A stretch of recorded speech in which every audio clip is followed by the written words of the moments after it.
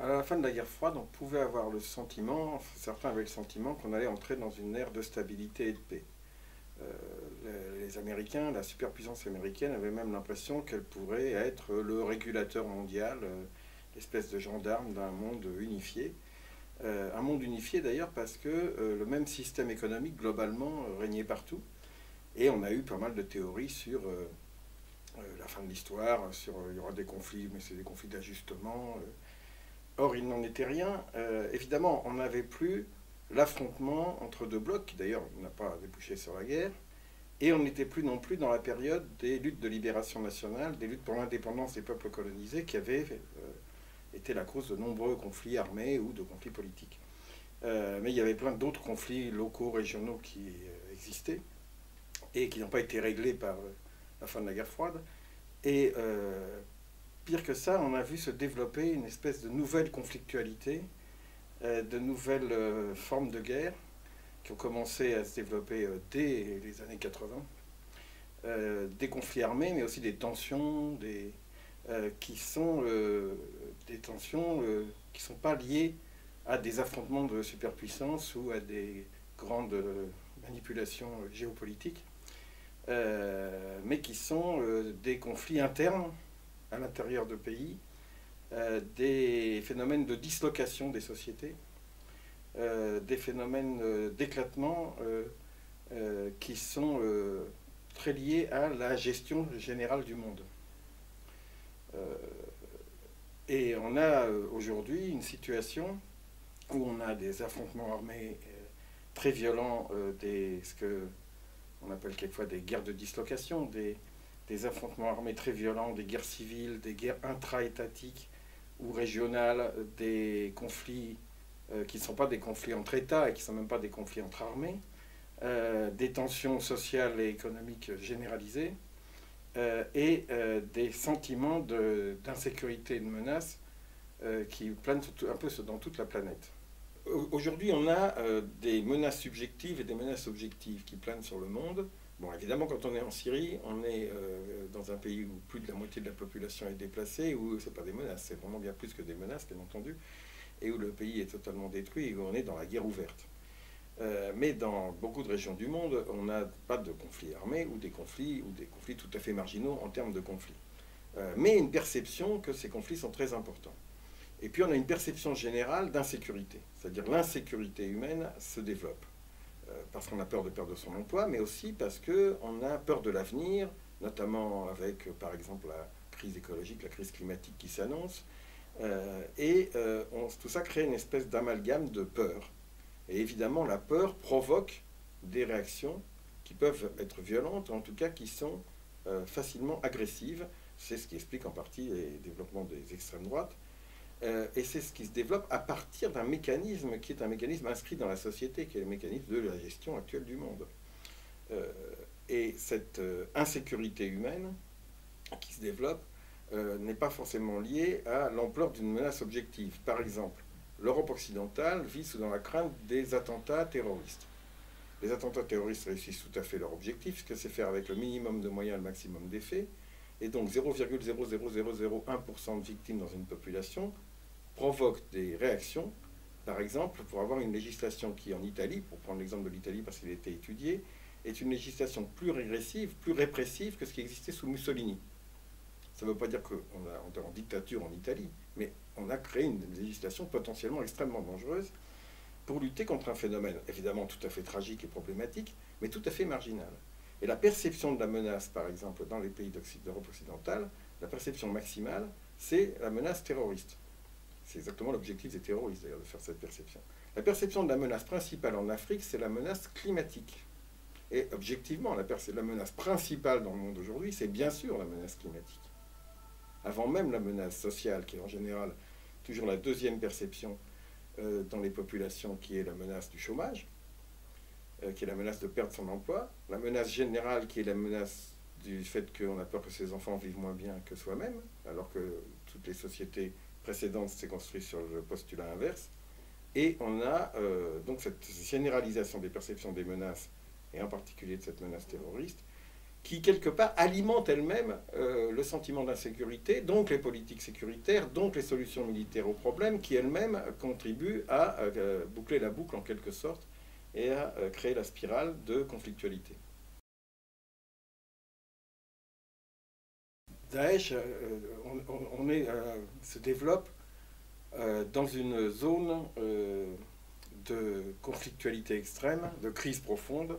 Hein, bon, Daesh soi-même, c'est un phénomène multiforme, puisque nous avons une conquête de territoire par des groupes armés en Syrie et en Irak, mais c'est sur fond de crise de dislocation, comme je disais, de minorités qui se sentent exclues, de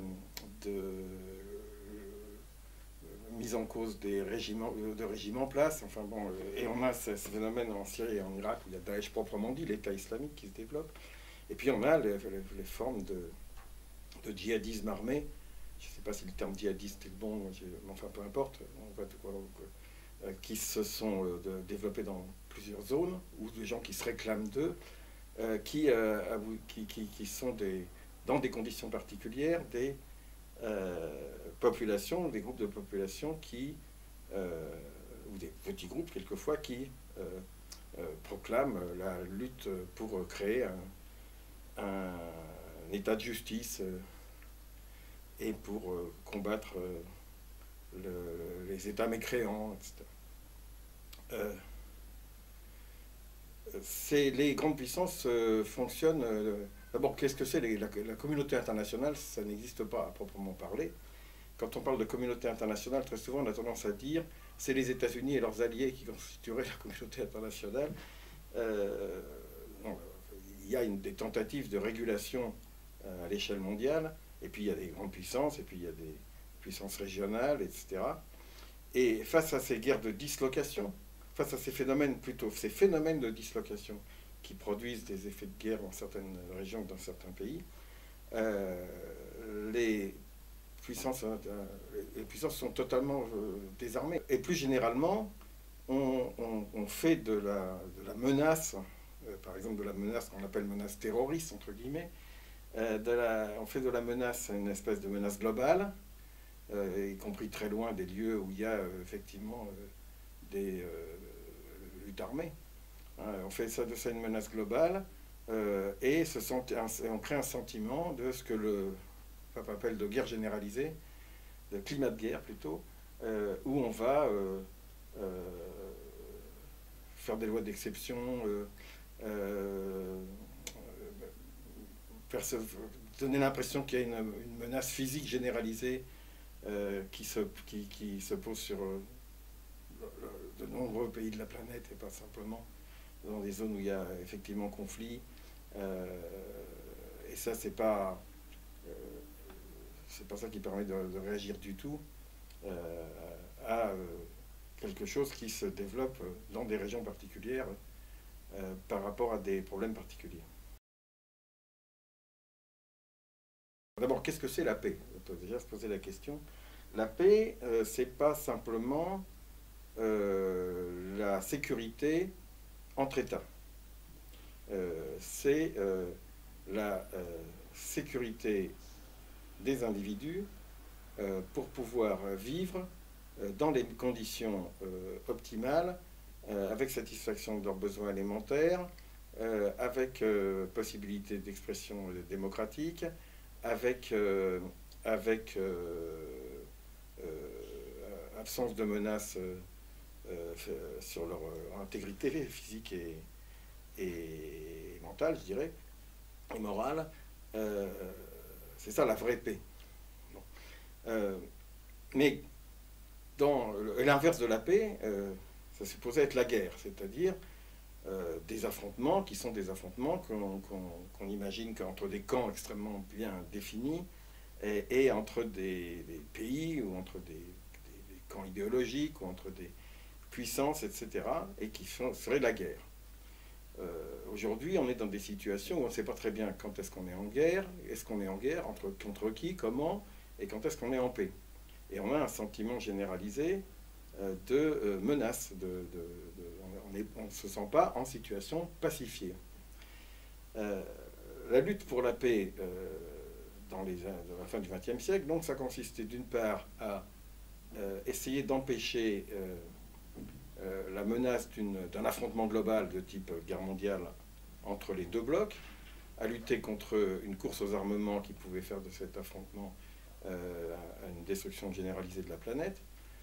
Et puis c'était aussi lutter contre les guerres qui se menaient effectivement et qui étaient en général des guerres contre des peuples opprimés, des guerres de libération. Et donc d'ailleurs déjà, c'était pas simplement manifester pour arrêter les combats. C'était agir pour trouver des solutions politiques face aux situations génératrices de conflits.